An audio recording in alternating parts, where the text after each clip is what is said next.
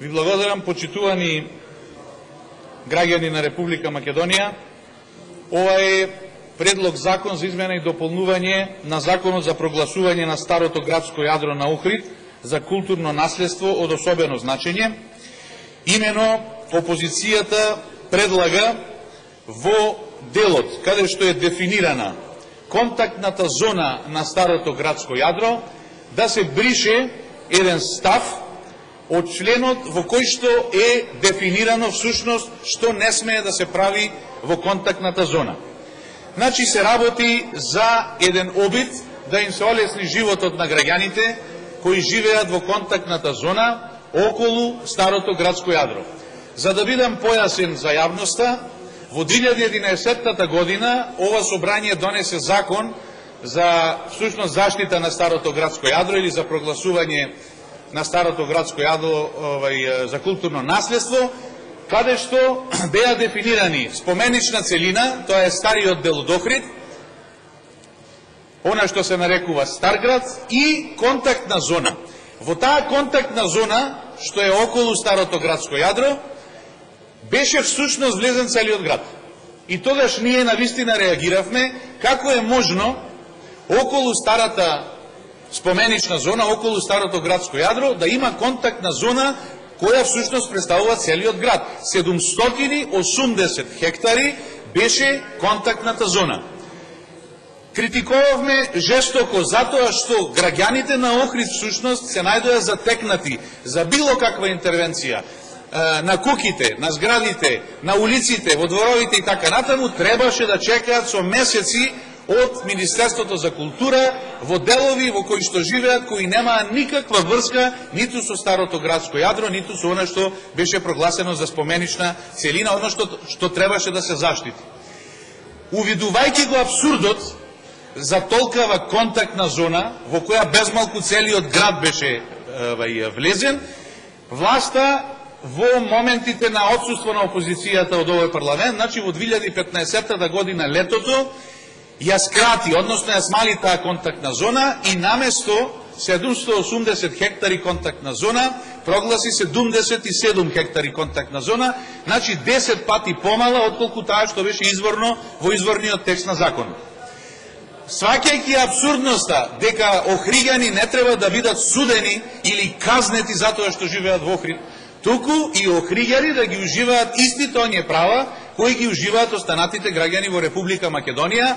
од аспект на користење на погодностите на измените кои настанаа во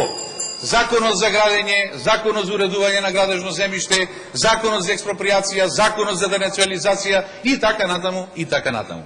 Сега ова е уште еден обид по искуството неколку годишно во кое се видоа одредени проблеми и недостатоци заради недостапност на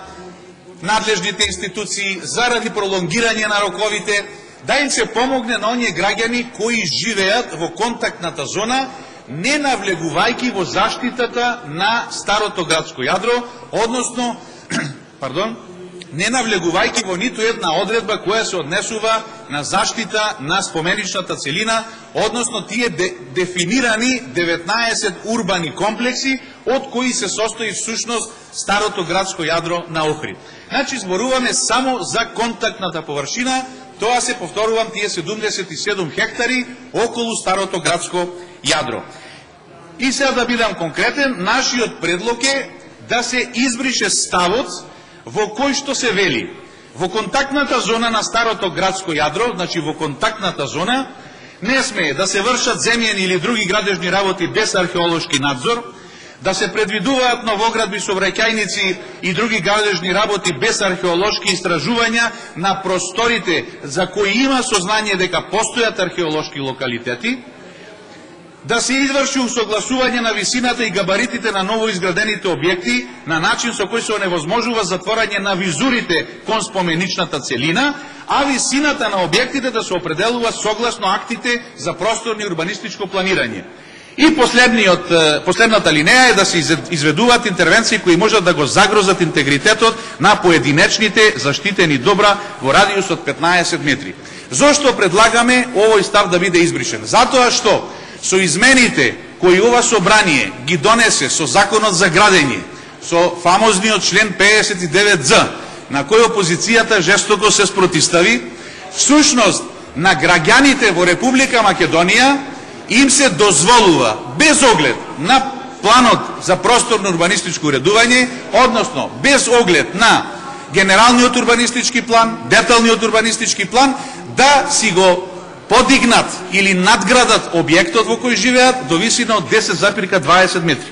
Значи, тоа како право им е дадено на сите граѓани на Република Македонија.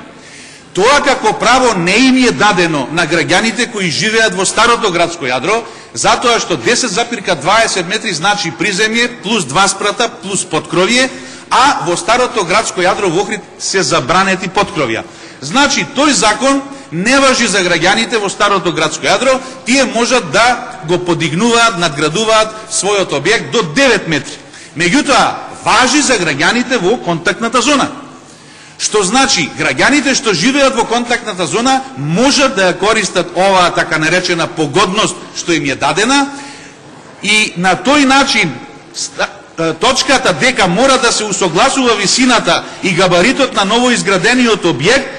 за да се оневозможи затворање на визурите кон споменична целина, а висината да се определи согласно актите за простор урбанистичко планирање, нема повеќе смисла. Затоа што со измените во Законот за градење, просторно урбанистичко планирање, односно деталниот урбанистички план, се стави ад акта. Значи, независно од планот, може да се надградува домот или објектот до висина од 10,20 метри. Исто така, не е потребно задолжително археолошки надзор,